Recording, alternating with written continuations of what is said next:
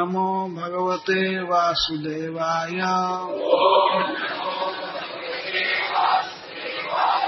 ओम नमो भगवते वासुदेवाय।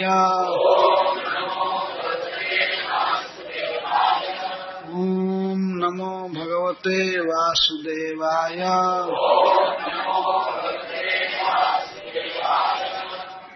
श्लोक 27 से चालू करें। तान वीक्ष्य कृष्ण सकल अभयप्रदः हि अनन्यनाथान् स्वकरात् अवच्युतान् दीनान् च मृत्योः जठराग्निघासान् घृणार्दितो दिष्टकृतेन विस्मितः तान्वीक्ष्य कृष्णः सकलाभयप्रदो यनन्यनाथान् स्वकरादवच्युतान् दीनांश्च मृत्योर्जठराग्निघासान् घृणार्दितो दिष्टकृतेन विस्मितः कृत्यं किमत्रास्य खलस्य जीवनम् न वा अमीषां च सतां विहिंसनम् द्वयं कथं स्यादिति संविचिन्त्य ज्ञात्वा विषत्तुण्डमशेषदिग्हरिः तदा घनच्छदा देवा भयादहाहेति चुक्रुषु जहिषु ये च कंसाद्याः कौणपास्त्वघबान्धवाः तच्छ्रुत्वा भगवान् कृष्ण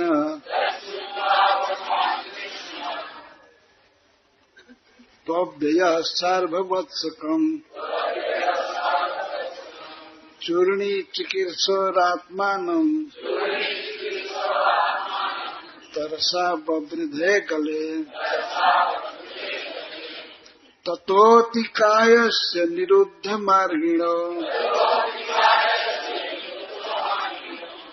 यद्गीर्णदृष्टेर्भ्रमतस्त्वितस्ततः पूर्णोऽन्तरङ्गे पवनो निरुद्धो मूर्धन् विनिष्पाट्य विनिर्गतो वहि तेनैव सर्वेषु बहिर्गतेषु प्राणेषु वत्सान् सुहृदा परेताम् दृष्ट्या सयोत्थाप्य तदन्वितः पुनः वक्त्रान् मुकुन्दो भगवान् विनिर्ययौ पीना हि भोगोत्थितमद्भुतम् महत् ज्योतिः स्वधाम्ना ज्वलयद्दिशो दश प्रतीक्षखेव स्थितमीश निर्गमम्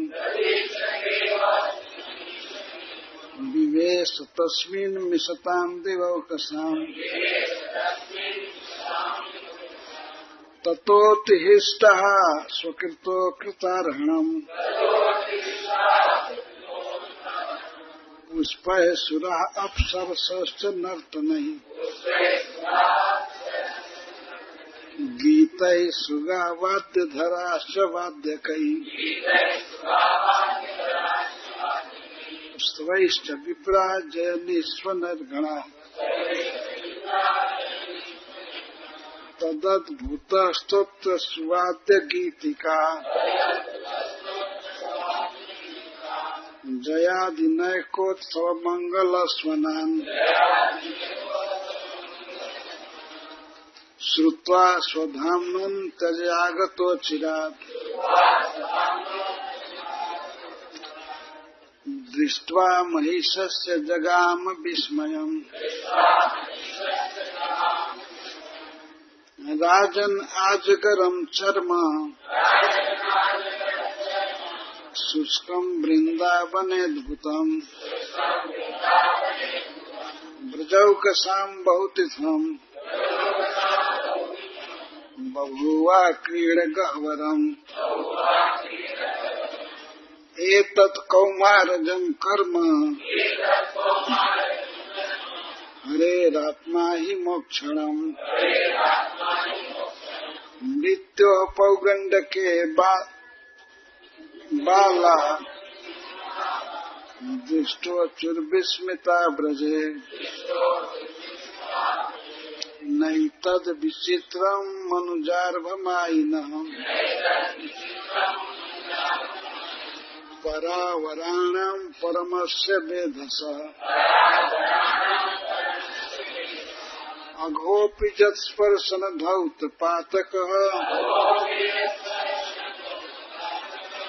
प्रापात्मसाम्यं त्वसतां सुदुर्लभम्।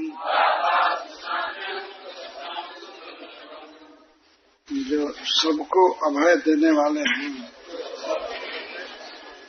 ही निश्चित अनन्य नाथान वे बालक और वत्स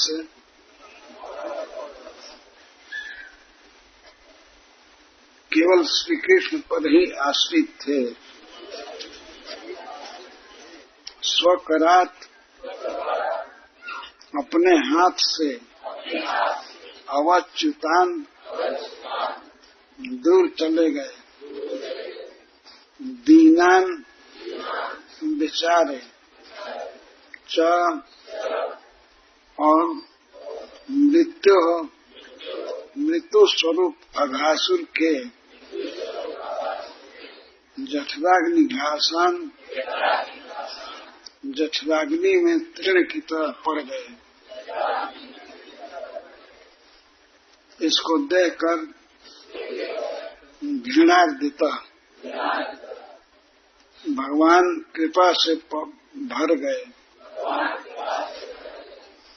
दिष्ट कृतेन और प्रारब्ध के द्वारा ये सब किया गया। इसको देखकर विस्मिता भगवान खिन्न हो गए। उनका अस्मित चला गया। उनके मुख पर जो मुस्कान थी वो विषाद में भर गई। तो वे सोचने लगे कृत्यम क्या करना चाहिए। किम क्या अत्र इस विषय में अस्य इसका खलस्य दुष्ट का जीवनम जीवन न नहीं रहे। वाह और हमेशा इन बच्चों का और बछड़ों का सताम जो भक्त हैं निर्दोष हैं विहिंसनम विशेष हिंसा द्वयम ये दोनों बातें कथम स्यात् कैसे होगी। ये अघासुर मर भी जाए और बच्चे और बछड़ों की मृत्यु न हो। इति संविचिन्त्य इस पर अच्छा तरह से भगवान ने विचार किया। तत् उस उपाय को ज्ञात्वा जानकर अविशत प्रवेश कर गए। तो तुंडम अघासुर के उस अजगर के मुख में अशेष देख जो सर्वद्रष्टा हैं हरि ही अघासुर का प्राण हरने वाले हैं और गोप बालकों की विपत्ति हरने वाले। तदा उस समय भगवान को अघासुर के पेट में गया देख कर घन छदा बादलों की ओट में रहने वाले देवता देवा भयात भय से हा हा इति हाय हाय चुक्रसु रोने लगे। जय ऋषु और हर्षित हो गए। कंस आद्या कंस प्रधान कौणपा राक्षस तो इसके साथ ही अघ बांधवा और अघासुर के बंधु संबंधी लोग हर्षित हो गए। तत्छुत्वा अपने भक्त देवताओं का करुण क्रंदन सुनकर भगवान कृष्ण तो निश्चय ही अव्यय जो क्षय रहित हैं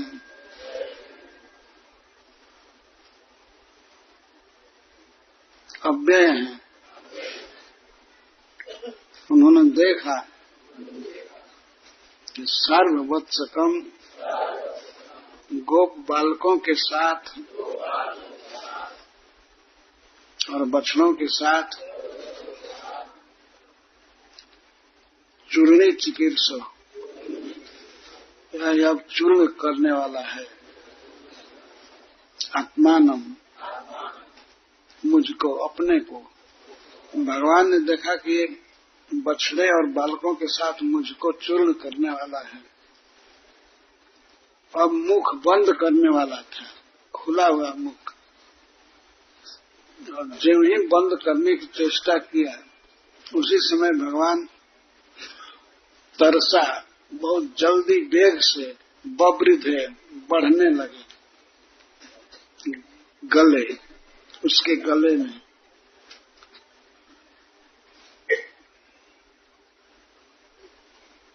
ततः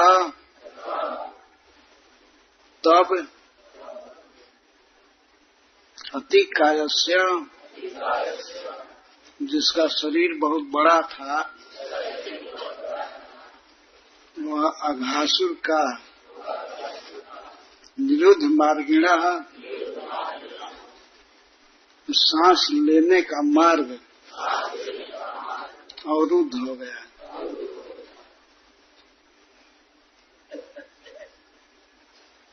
ये निश्चित ही उद्गीर्ण दृष्टि है, उसकी आंखें उलट गई, बाहर आ गई। भ्रमतः छटपटाने लगा। इतस्ततः कभी आगे कभी पीछे कभी बाएं कभी दाएं इस तरह से छटपटाने लगा। तो पहाड़ जैसा बड़ा शरीर वाला है अघासुर छटपटाने लगा, उसकी सांस रुक गई। पूर्णो अंतरंगे उसके शरीर में भीतर हवा भर गई। पवन वायु निरुद्ध रुक गई सांस और शरीर में बंद हो गई।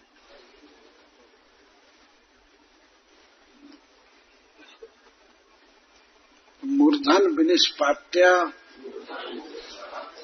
उसके ब्रह्मरंध्र को सिर के मध्य में विनिष्पाट्य सिर को फोड़ करके प्राण वायु निकल गया।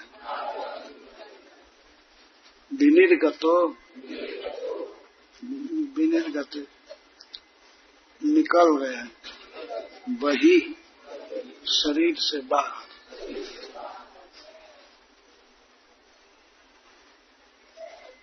तेनैव सर्वेषु बहिर्गतेषु उसी प्राण के निकलने से उसके साथ साथ सभी इंद्रियां निकल गई।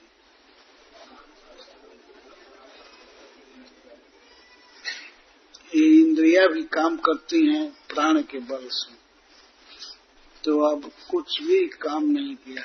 हाथ भी पस्त हो गया, जो छटपटा रहा था वो बंद हो गया, मर गया कहने का आशय है। तो इसके बाद भगवान घासुर के पेट में गए। अब जाकर के देखे वत्सान बछड़े सब मरे पड़े थे, परेतन और सुहृद अपने मित्र, इनको देखा। परेतन का अर्थ है मरा हुआ या मरणासन, बेहोश देखा। तब दृष्टि से स्वया असाधारण जो विलक्षण दृष्टि है उससे उत्थाप्य उठाए सब। भगवान ने हाथ नहीं लगाया, दृष्टि से देख देख करके सबको जीवित करने लगा। सब खड़े हो गए। तद अन्वितः बछड़ों और बालकों से युक्त होकर के पुनः जैसे प्रवेश किए थे तो फिर से वक्त्रात मुख से, घासुर के मुख से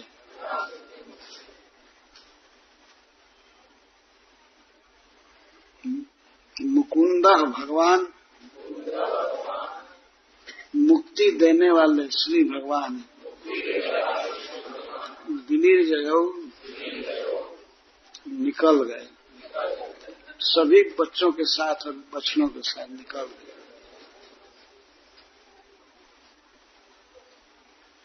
पीना ही भोगा,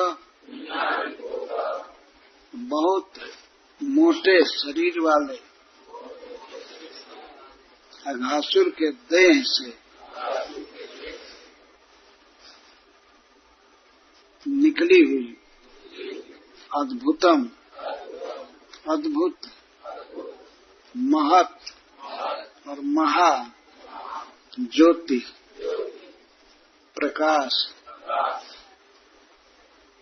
स्वधामना जो प्रकाश अपने प्रभाव से ज्वलयत प्रकाशित कर दिया। दसों दिशाओं को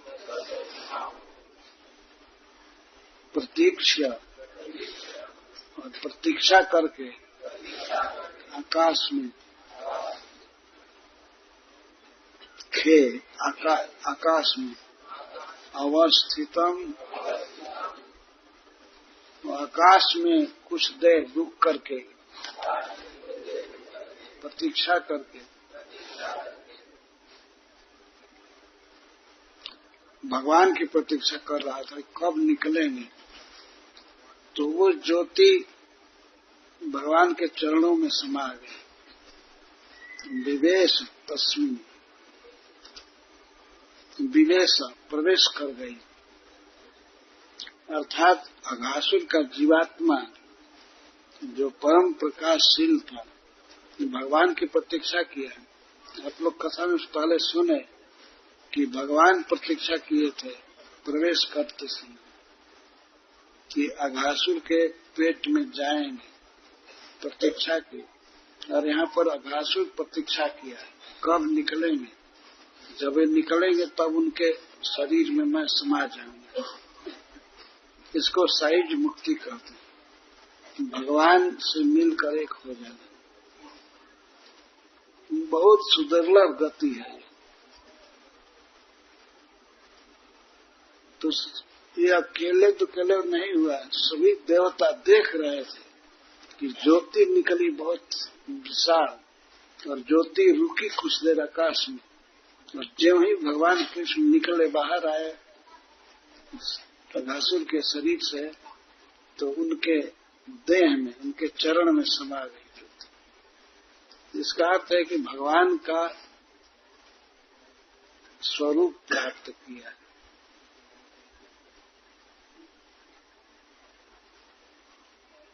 मिशताम दिवौकसाम, दिवौकसाम स्वर्ग जिनका आवास है, उन देवताओं के पश्यताम देखते देखते तो देख रहे थे तमाशा, और वो ज्योति भगवान कृष्ण में मिल गई।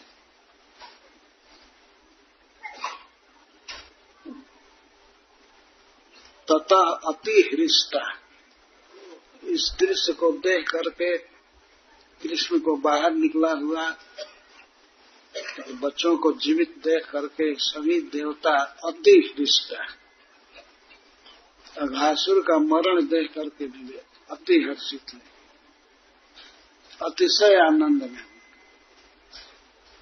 स्वकृत, अपने जन्मदाता भगवान का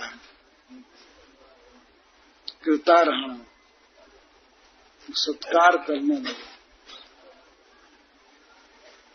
कैसे कैसे कर रहे हैं इसको बता रहे। पुष्पई, पुष्प वर्षा के द्वारा सुरा देवगण, अप्सरसश्च और अप्सराएं नर्तन अति सुंदर नृत्य द्वारा, गीतई और गान द्वारा, सुगा जो लोग बहुत अच्छा गाते हैं,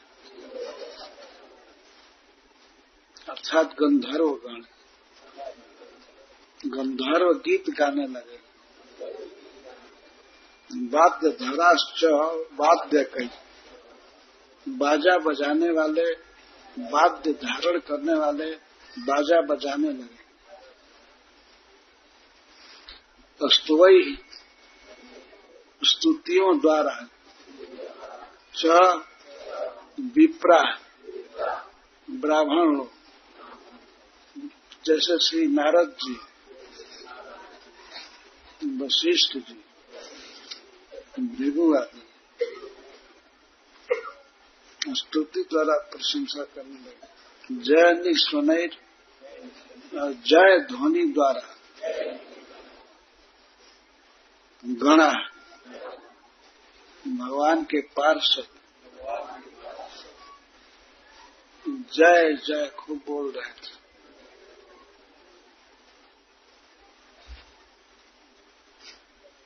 तदद्भुत, उस अद्भुत स्तोत्र, स्तुति, वाद्य और बाजों की ध्वनि,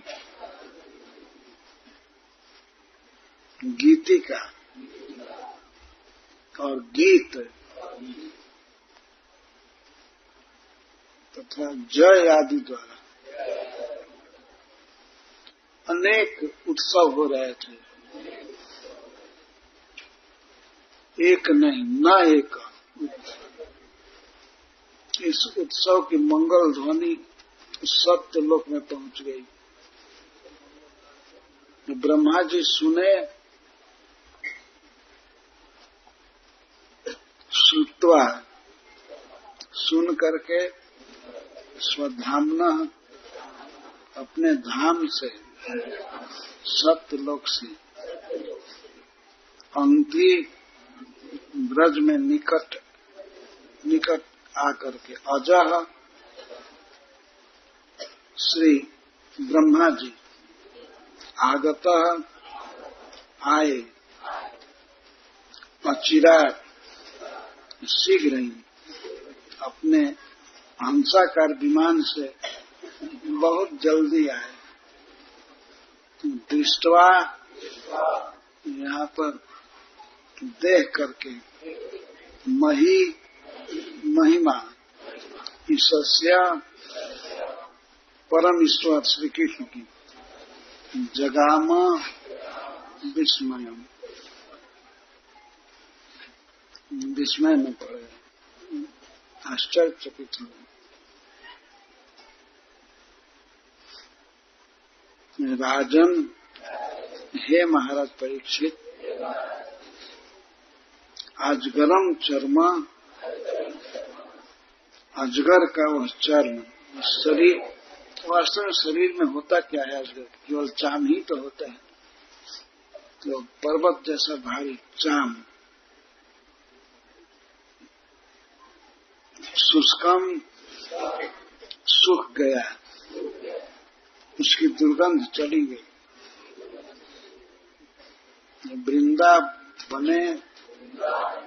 वृंदावन में छाता और नंदगांव के बीच में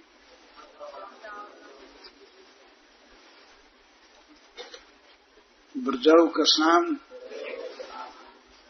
ब्रजवासी बालकों का बहुत तिथम बहुत दिन तक बभुआ हो गया। आक्रीड गह्वरम, लुका छिपी का खेल खेलने के लिए गह्वर पर्वत, उसमें बच्चे खेलते रहते थे। बहुत तिथम, सुखदेव गोस्वामी कहते हैं बहुत दिन खेलते रहे। उस शरीर में भगवान प्रवेश किए थे, इसीलिए वो शरीर सड़ा नहीं, सूख गया, बहुत सुंदर खेल का समान बना।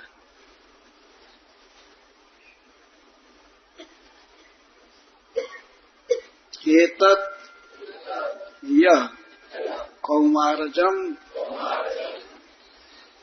5 वर्ष की अवस्था में हुआ था। कर्म हरे परम मनोहर श्री कृष्ण का आत्मा ही मोक्षणम, जिसमें बच्चों की रक्षा हुई थी अघासुर से, और अघासुर को भी मोक्ष मिला था। इस घटना को मृत्यु से अघासुर से मुक्ति, पौगंड के 6 वर्ष की अवस्था में, अर्थात घटना के ठीक 1 साल बाद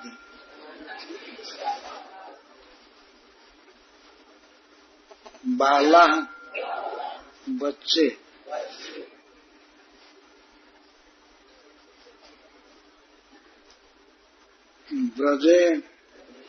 ब्रज में जा करके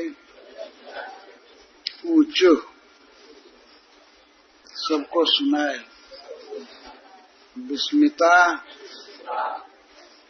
आश्चर्यचकित होकर के ब्रज अपने गांव में, ये विशेष वर्णन है, सावधानी से सुनिएगा। ये अघासुर वध की लीला 5वें वर्ष में भगवान ने किया था। तो 1 साल के बाद बच्चे गांव में गए तो ये कहे कि आज कृष्ण ने अघासुर अजगर का वध किया है और अजगर को मुक्ति भी दे दिया है। इस पर आश्चर्य हो रहा था बच्चों को। हम तो मर गए थे, कृष्ण ने हमको जिला दिया। ये घटना जाकर के लोग कहे साल भर के बाद, और आज की तरह कहे आज अघासुर की मृत्यु हुई, हम लोगों की रक्षा हुई। नंद महाराज और जसोदा आदि गोपी ये सब बड़े प्रेम से सुन रहे थे।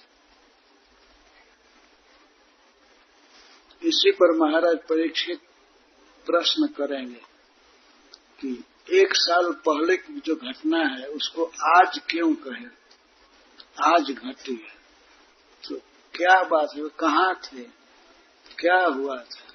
साल भर के बाद कह रहे हैं और कह रहे हैं कि आज ये घटना हुई है। ये प्रश्न सुनते हैं सुखदेव गोस्वामी को बाह्य अनुसंधान भूल गया कि भगवान की लीला में प्रवेश कर गए। तो घटना आएगी, इनको याद आ गया जब ब्रह्मा जी ने बछड़ा चुराया था, गोप बालकों को चुराया था, और श्री कृष्ण अपने से अपने स्वरूप भूत बछड़ों को हाँक करके ब्रज में जाते थे, वन में आते थे। तो ये साल भर लीला चली थी।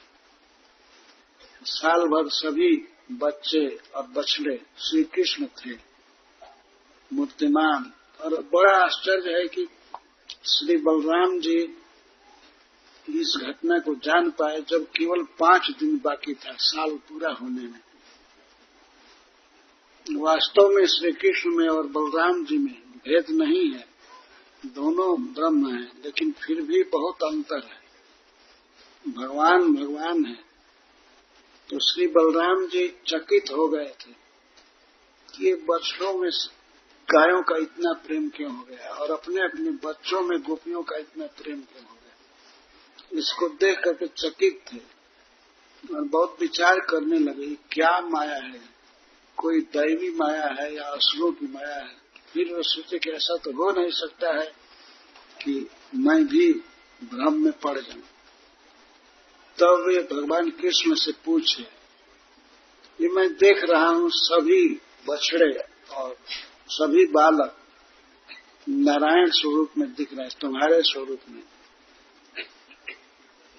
तो क्या बात है।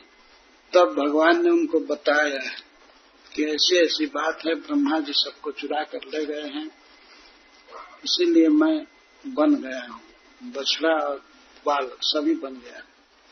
तब श्री बलराम जी जाने भगवान के बताने से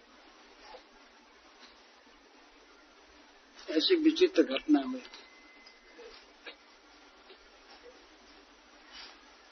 तो इस कथा को महाराज परीक्षित सुन रहे थे, अघासुर की मुक्ति की कथा गंगा मैया के तट पर। बहुत से ऋषि मुनि थे उस सभा में, बहुत राजर्षि ब्रह्मर्षि देवर्षि सभी जुटे थे। तो सभी इस कथा को सुन करके कि अघासुर जैसा पापी भगवान का स्वरूप पा गया, सायुज मुक्ति पा गया, वे आश्चर्यचकित हो गए। उनका चेहरा आश्चर्य से युक्त हो गया, वे विस्मय विस्फारित नेत्रों से देखने लगे सुखदेव गोस्वामी को, क्या बोल रहे हैं। अघासुर जो इतना पापी था, वो मूर्तिमान अघई था, वो भगवान को कैसे पा गया। तो इसी का उत्तर देते हैं सुखदेव गोस्वामी। ये समस्त ऋषियों की शंका थी और परीक्षित महाराज की। तो नैतत विचित्रम मनुजार हुमाइना, जो अपनी योग माया से मनुष्य के बच्चे के रूप में प्रकट हुए हैं,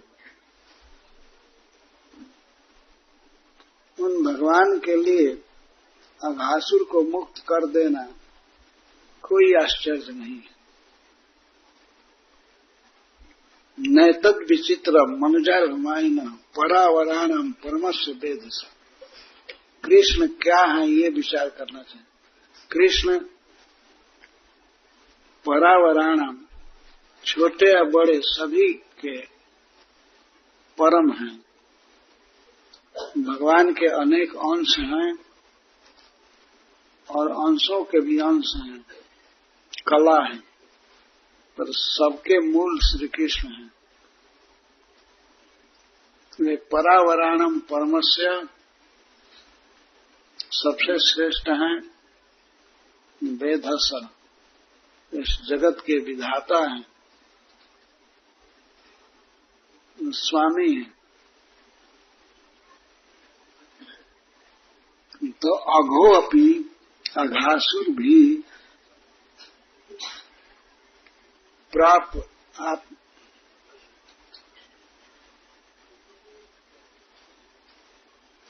जत स्पर्शन भौत पातक। उनके स्पर्श से अघासुर भी धौत पातक सब पाप से मुक्त हो गया। ये कोई आश्चर्य नहीं। इसी के लिए भगवान इस जगत में अवतार लेते हैं।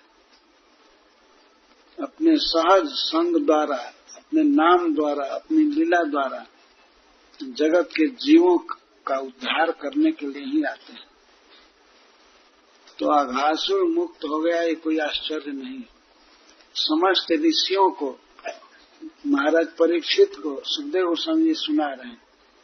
नैतद विचित्रम परमस मनुजार्भमाइना परावराणाम परमस्य वेदस अघोपि जत स्पर्शन धौत पातक प्रापात्म साम्यम।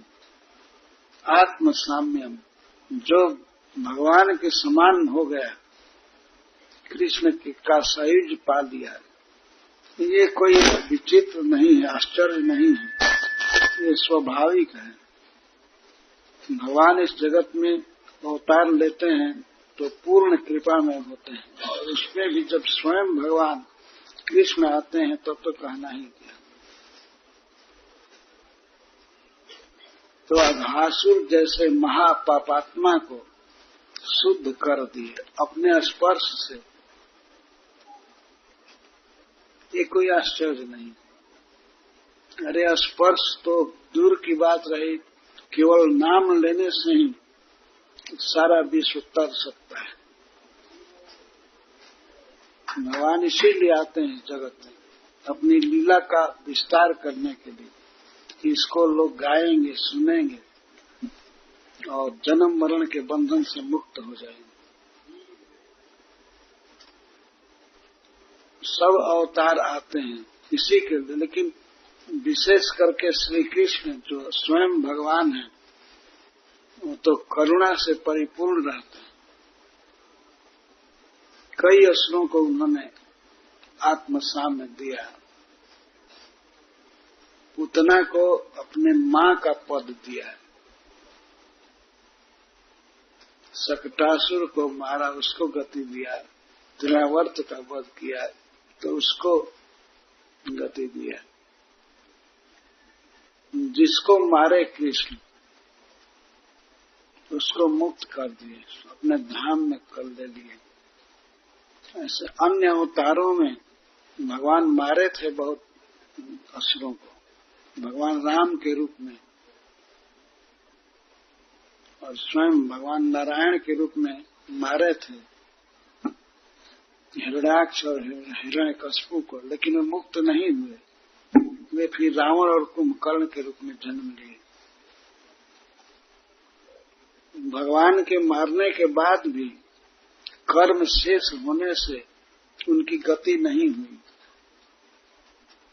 तीसरे जन्म में जब वे शिशुपाल और दंतवक्त हुए, भगवान ने चक्र से मारा उन दोनों को, और दंतवक्त को गदा से मारा, बाद में शिशुपाल को चक्र से मारा। तो वो राजसूय सभा में सभी देख रहे थे, उसकी ज्योति निकल करके भगवान के चरण में समा गई, वो भगवान को पा गया। ये विचित्र घटना लगती है, लेकिन ये विचित्र नहीं है। जब हम मनुष्य की दृष्टि से विचार करते हैं और सांसारिक दृष्टि से, तब कृष्ण में कुछ भी असंभव दिखने लगता है। लेकिन जब केवल कृष्ण पर दृष्टि रहती है, तब हम सब कुछ समझ जाते हैं कि ये भगवान है, सबके मूल हैं, स्वयं भगवान है। उनके लिए कोई आश्चर्य नहीं। कृष्ण पर विचार करना चाहिए, कृष्ण की गीता पढ़नी चाहिए और कृष्ण की लीलाओं को पढ़ना चाहिए, श्रीमद् भागवतम से, तब सब समझ में आ जाएगा। ऐसे मनुष्यों में मूर्खों की संख्या ज्यादा है। ये बिना सोचे समझे कृष्ण पर विचार करने लगते हैं, गीता पढ़ते नहीं है और कहते हैं कृष्ण ये तो वसुदेव का लड़का है और जन्म हुआ, भाग गया जेल से, नंद के यहाँ चला गया और वहां जा करके खूब दही दूध खाया।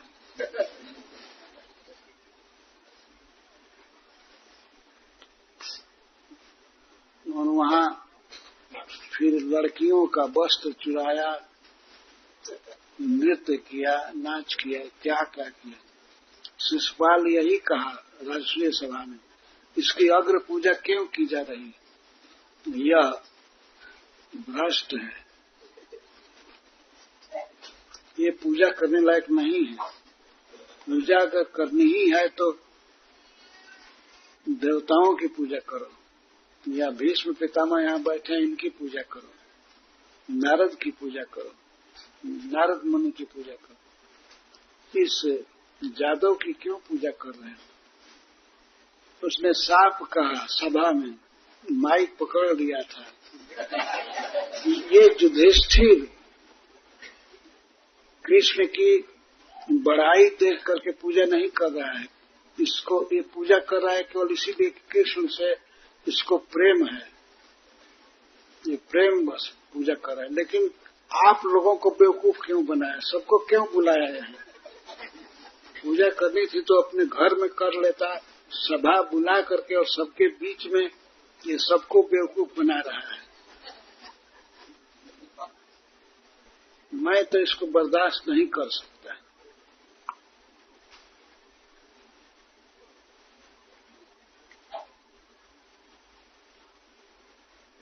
फिर भगवान के जीवन में जो घटनाएं घटी हैं, रुक्मिणी जी से उन्होंने विवाह किया तो उसको कहने लगा, यह उस लड़की को ले गया जो इसको चाहती नहीं थी,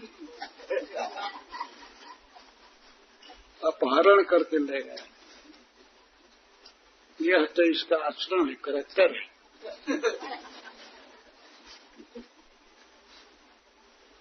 तुरंत तैयार हो गया धनुष बाण लेकर के अब युद्ध करने के लिए। इसकी पूजा नहीं होगी यहाँ। और सभी ऋषियों के समाज में, राजर्षियों के समाज में इसका इतना बड़ा सम्मान हो रहा है। सचमुच काल बहुत बलवान है। जहाँ ब्रह्मर्षि बैठे हैं, ब्राह्मण लोग बैठे हैं, वहाँ एक ग्वाले की पूजा हो रही है। और ये जादव है भी नहीं है, ये ग्वाला है, ये गाय चराया, ये चरवाहा है और इसकी पूजा हो रही है ब्रह्मर्षियों के समाज में।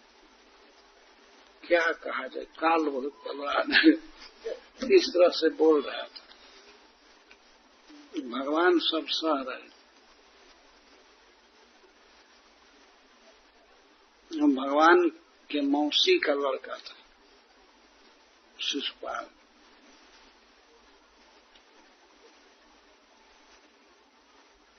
देवकी जी 5 बहन थी, 7, उनका विवाह हुआ था भिन्न जगह। तो एक का विवाह हुआ था चेदी देश के राजा के साथ, उनका नाम था दमघोष। उनका पुत्र था। तो श्री भगवान ने कह दिया था अपनी मौसी से कि इसके 100 अपराध को मैं क्षमा करूंगा। तो वो गिन रहे थे सभा में 100 गाली सुनते रहे। अर्जुन तैयार हो गए थे, भीमसेन तैयार थे कि इसको मारेंगे, लेकिन भगवान सबको रोके, सभा में डिस्टर्ब नहीं होना चाहिए। जब 100 गाली पूरी हुई तो भगवान ने बहुत आसानी से चक्र के द्वारा उसका मस्तक काट दिया। कोई डिस्टर्बेंस नहीं हुआ, कोई बोला। वास्तव में अब सभी डर करके शांत हो गए। जो विपक्ष के लोग थे बिल्कुल चुप हो गए। और महाराज युधिष्ठिर ने पूजा किया। महारानी द्रौपदी आई युधिष्ठिर के साथ,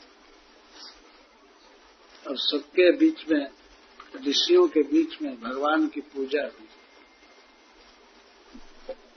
तो ये कृष्ण की महिमा जब कृष्ण थे तब तो लोग जानते ही नहीं थे, अब क्या जानेंगे।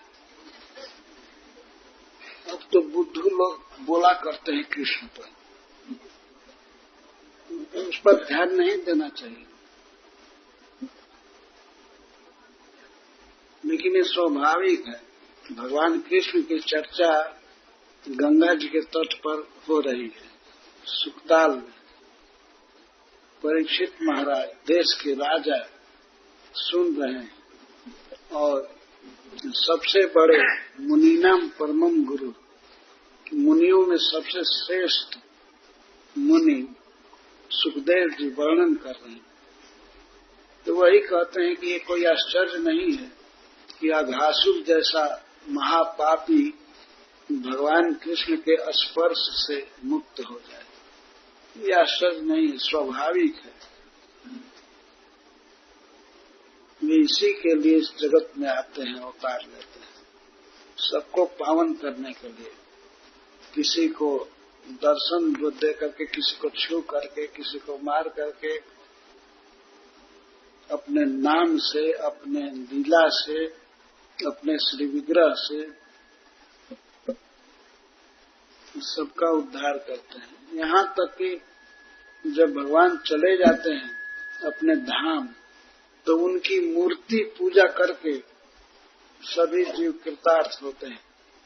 उसी को अगले श्लोक में कह रहे हैं, सकृत जदंग प्रतिमांतराहिता मनोमयी भागवती ददावती सएव नित्या सुखानुभूत अभिव्युदस्त मायांतर्गतो किंतु।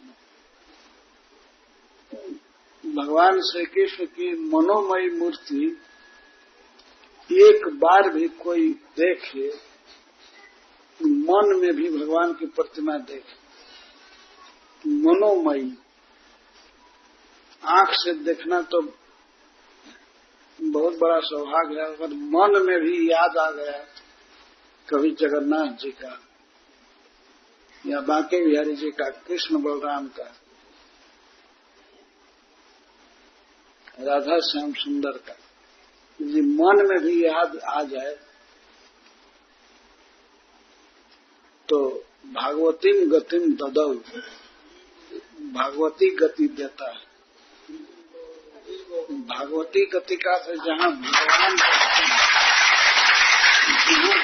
रहते हैं वहाँ पर आवास, उनके समान शरीर, उनके समान ऐश्वर्य, सब कुछ, इसको भागवती गति कहते हैं। भगवान की सेवा मिलेगी उनके नित्य धाम में। अतः श्री विग्रह अवश्य रखना चाहिए। जिन भक्तों के घर में भगवान की प्रतिमा है, चाहे गौर निताई की हो या राधा माधव की हो, राधा कृष्ण की हो या भगवान नारायण की हो, जगन्नाथ जी की हो, वे धन्य हैं, उनके घर में भगवान रहते हैं।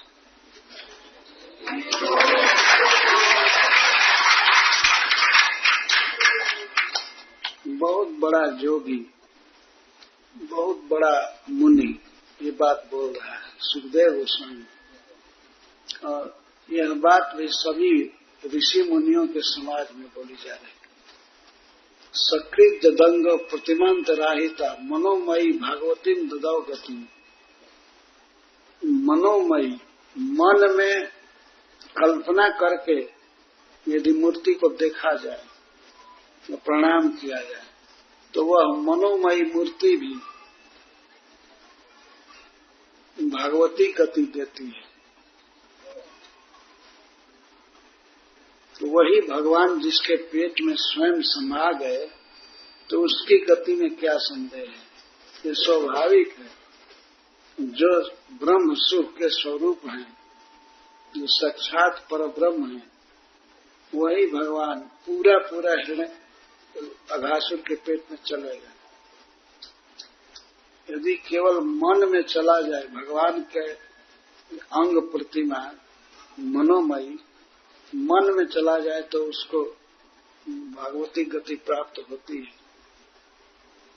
तो वही भगवान जिस अघासुर के उदर में स्वयं ही समा गए, तो उसके सदगति में और साहित्य में क्या संदेह हो सकता है, क्या आश्चर्य।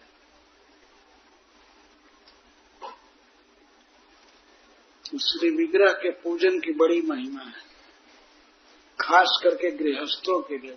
और गृहस्थों में जो संपत्ति वाले हैं, धन वाले, उनके लिए तो अनिवार्य है।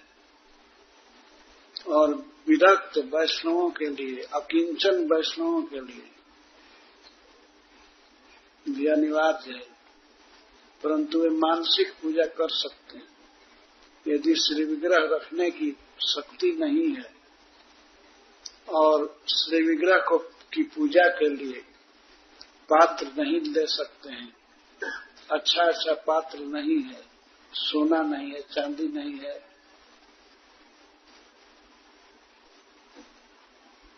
या कांसा आदि भी नहीं है,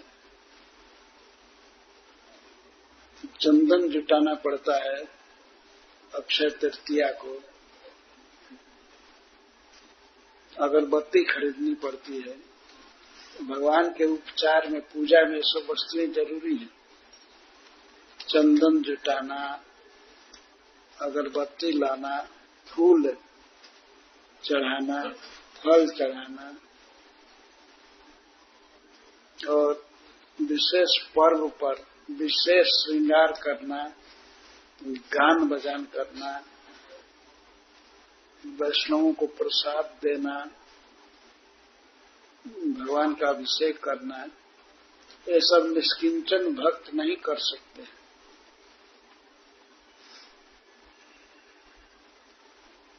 इसीलिए गृहस्थ के लिए रूप गोस्वामी पाद ने कहा है, अर्चा विग्रह की आराधना ही मुख्य है,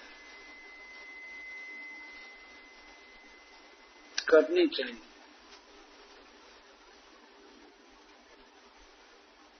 सबके लिए मानसिक पूजा नहीं है, यह बहुत एडवांस भक्तों के लिए है। मन से पूजा करना, मन से सोने का पात्र खरीद लेना, मन ही मन भगवान को अलंकार धारण कराना। तो हीरे का अलंकार भी पहना सकते हैं। फूल, फल, जितना भी उत्कृष्ट कोटि का है, सब ले सकते हैं मन में। किसी दुकान में देखे इतने सुंदर फूल हैं, या किसी वाटिका में देखे सुंदर फूल हैं, फल है, तो मन से उसको ले करके भगवान को अर्पण करे, तो इसमें क्या हर्ज है। तो उसका सामान न तो चोरी जा रहा है, जैसे है वैसे ही रहता है, और फिर भगवान की पूजा भी हो जाती है। भगवान की पूजा करे मन ही मन, खूब सुंदर खीर बनावे, हलवा बनावे, और भी पकवान बना करके भगवान को अर्पण करे। भक्ति रसामृत सिंधु में एक कथा है, प्रतिष्ठानपुर में एक ब्राह्मण, वो ब्राह्मण बड़ा दरिद्र था, गरीब था, परंतु भगवान के सेवा की वासना थी उसके मन में। वो सोचता रहता था कि मैं कब भगवान की सेवा करूं। तो एक जगह पर कथा चल रही थी भागवत धर्म की। पंडित जी वर्णन कर रहे थे कि भगवान की 8 प्रकार की प्रतिमा होती है। शैली दारूमयी लवही लेप्या लेख्या सैकती मनोमयी मणिमयी मनोमयी प्रतिमा चाष्ट विधा स्मृता। 8 प्रकार की प्रतिमा होती है, चाहे पाषाण की पत्थर की बनी मूर्ति हो या काठ की बनी मूर्ति हो या धातु की लोहे की बनी मूर्ति, चाहे लेप द्वारा बनाई गई मूर्ति या चित्र लेख्या या मणि की मूर्ति हो, पद्मराग मणि की मूर्ति हो, चाहे सोने की मूर्ति हो, यहाँ तक कि मनोमयी मन में कल्पित मूर्ति है, उसकी भी पूजा कर सकते हैं। यह बात भगवान स्वयं उद्धव जी से कहे। तो इस कथा को सुन रहे थे ब्राह्मण, तो उनका बड़ा उत्साह बढ़ा, भगवान की पूजा करना चाहते थे। तब वे आए, गोदावरी में स्नान किए। ये प्रतिष्ठान पर लगता है कि महाराष्ट्र में ही होगा कहीं। अब इस समय नाम जो भी होगा, रूप गोस्वामी यही लिखे कि प्रतिष्ठानपुर में ब्राह्मण रहते थे। तो गोदावरी में स्नान किए और स्नान करके एकांत में बैठे और मन से सब ध्यान करने लगे। सबसे पहले उन्होंने एक मंदिर बनाया, मंदिर सुंदर, सब मन से ही करना था। जो जितना सुंदर कल्पना कर सकते थे उतना सुंदर मंदिर बनाया। मंदिर में सिंहासन स्थापित किए, बहुत सुंदर। उस सिंहासन में स्वर्ण आदि जड़ दिए और उस पर फिर भगवान की प्रतिष्ठा किए। सब मन में हो रहा। भगवान नारायण को बैठाए और विविध प्रकार की सामग्रियों से पूजा करने लगे। नैवेद्य भी बनाए, खूब प्रेम से पवा रहे थे भगवान। जब शाम हुई तो सायंकालीन जो क्रिया की जाती है ड्यूटी वर्शिप में, वो सब करने लगे मन से। और अब ये मन में कल्पना कर रहे थे कि मैं खीर बना रहा हूं भगवान के लिए। मानसिक दूध लाए, शुद्ध देसी गाय का दूध, और पकाने लगे। उसमें गुड़ डालकर घी डालकर के पकाने लगे। पकाते पकाते अंत में भावना हुई कि अब ये पक गया है। तो इसके बाद भगवान को अर्पित करने गए। तो अर्पित करने से पहले वे उंगली से टेस्ट किए, मानसिक उंगली से खीर में टेस्ट किए कितना गर्म है, ठंडा हो गया तब भोग लगाएंगे। खीर ठंडा भोग लगाना चाहिए, गर्म कभी नहीं। तो वे पहले ठंडा किए, मन में पंखा चला करके ठंडा कर रहे थे। कुछ देर हो रही थी तो उन्होंने परीक्षण किया कि खीर ठंडा हो गया कि नहीं। जब मानसिक उंगली डाले तो खीर बहुत गर्म था। और उनकी अंगुली जल गई। अंगुली में फोड़ा पड़ गया तो उन्होंने सोचा कि अब ये अशुद्ध हो गया खीर, इसको अर्पण नहीं करूंगा। और जब वे देखे अपने वास्तविक अंगुली को तो इसमें फोड़ा पड़ा हुआ था। मानसिक खीर बनाए थे, लेकिन हॉट इतना था कि यह अंगुली जल गई, फोड़ा पड़ गया। ये बहुत रोने लगे कि भगवान को खीर भोग नहीं लगा पाऊंगा। सो गए रोते रोते। तो भगवान प्रकट हुए सपने में, कहे कि हमको खीर दे दीजिए, ठंडा हो गया है।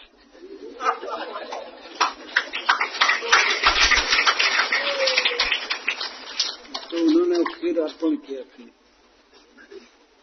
ये है मानसिक सेवा का प्रभाव। तो इस सेवा को तो कोई भी कर सकते हैं,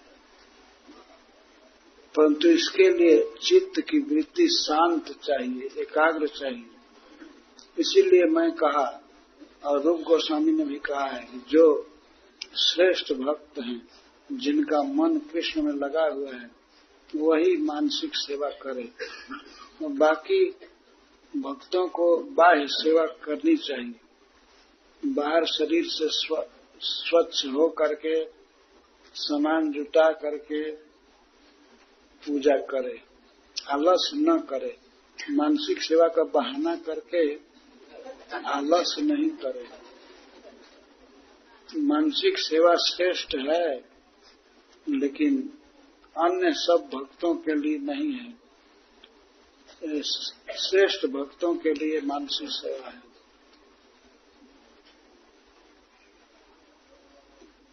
तो सुखदेव गोस्वामी कह रहे हैं कि सकृत दंग प्रतिमांतराहिता मनोमयी भागवती ददावत। एक बार, सकृत का अर्थ एक बार, जदंग प्रतिमा, जिनके श्री विग्रह की प्रतिमा अंतराहिता मन में ला दी गई है जबरदस्ती, तो मनोमयी काल्पनिक मूर्ति, उसकी सेवा करने पर भी या चित्त लगाने पर भी वो भगवान की प्रतिमा मनोमयी गति, भागवती गति दे देती है। तो ऐसे श्री भगवान अघासुर के मुख में स्वयं समा गए, पेट में समा गए, तो उसको सायुज मुक्ति मिली। ये कौन आश्चर्य है? कोई आश्चर्य नहीं। भगवान इसी के लिए आते हैं संसार में, सबको मुक्त करने के लिए। इसीलिए जब भगवान उसके मुख से निकले तो सुखदेव गोस्वामी भगवान का नाम बोल रहे हैं, मुकुंद भगवान विनिर्जय। मुकुंद भगवान निकले। मुकुंद का अर्थ होता है मुक्तिम ददाति इति मुकुंद, जो मुक्ति प्रदान करते हैं उनको मुकुंद कहते हैं। अथवा मुखे कुंदानी जस्य, जिनके मुख में कुंद पुष्प के समान श्वेत दांत हैं छोटे छोटे, वे हैं मुकुंद। तो जब वे निकले अघासुर के पेट से तो हंस रहे थे, खुश थे, अपने सभी मित्रों को लेकर के और बच्चों को बाहर आ रहे थे, बहुत प्रसन्न थे, हंस रहे थे, और उस समय उनके दांत चमक रहे थे। सुखदेव गोस्वामी इसी का ध्यान करके कहते हैं, मुकुंद भगवान निकले मुख से। मुकुंद का यही अभिप्राय है। बहुत प्रसन्न थे और गोप सखाओं को, बचनों को मुक्त करके आ रहे थे, उस बड़ी विपत्ति से मुक्त करके आ रहे थे, और इसके साथ ही अघासुर को जन्म मरण के बंधन से मुक्त किए, इसलिए मुकुंद है। जब गोप बालक और बछड़े अघासुर के पेट में जा रहे थे उपेक्षा करते हुए, तो भगवान रुक गए थे बाहर। वे प्रतीक्षा कर रहे थे, नहीं वो प्रतीक्षा कर रहा था अघासुर, कृष्ण हमारे मुख में कब आएगा। और अब अंत में वही प्रतीक्षा कर रहा था, कृष्ण कब आएंगे बाहर शरीर से, तब उनमें समा जाएंगे।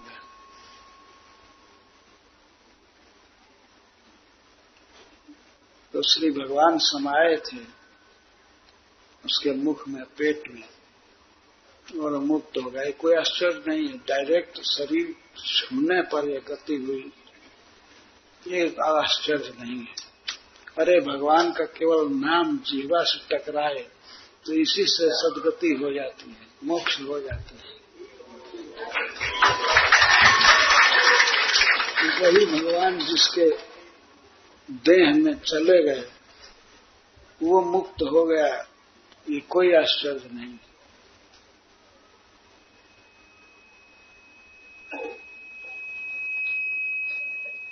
इस प्रकार से ये श्रीमद् भागवतम भगवान कृष्ण की लीला की व्याख्या करता है।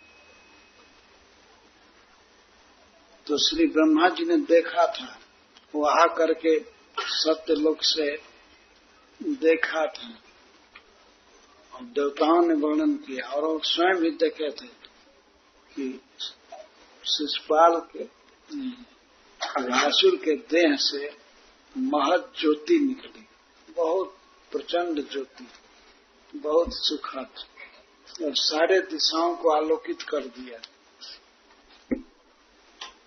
मुक्त था ना, जीवात्मा अपने स्वरूप में भगवान के समान है,